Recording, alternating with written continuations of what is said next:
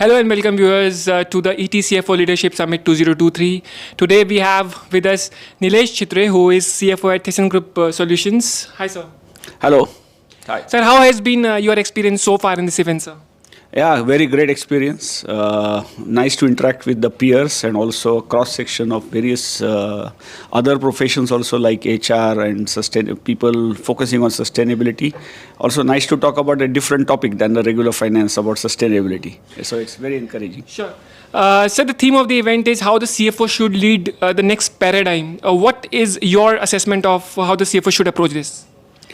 Yeah, of course. I mean, the paradigm keeps shifting all the time, and CFOs cannot be ignorant of that, and always to be up to the speed, be future ready, not just as an individual, but how they shape the organization strategy, the organization's finances.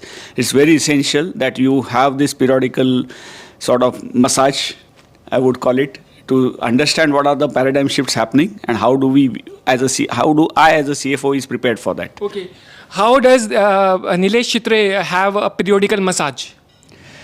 Yeah, of course, the forums like this, but also looking at the broader societal issues. I mean, whether it is economic policies that affect us and how it will impact not only my business, economy in general, and what is that we need to change. Because as they say, you cannot change anybody. You can only change yourselves. So how whatever changes that are happening in the environment around us, the regulations, etc., how this is going to impact me and that or my business or my company's business, and that we need to do this. And the best opportunities in the forums like this, when you interact with the peers, you get different perspectives, you broaden your horizons, and that's why I came here today.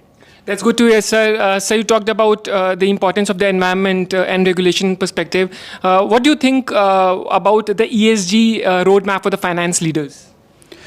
Yeah, it's essential because ESG is a very, very essential thing. I mean, the future of the companies will depend upon how they address the ESG risk, how they integrate ESG into their business strategy, and that will drive the company's value.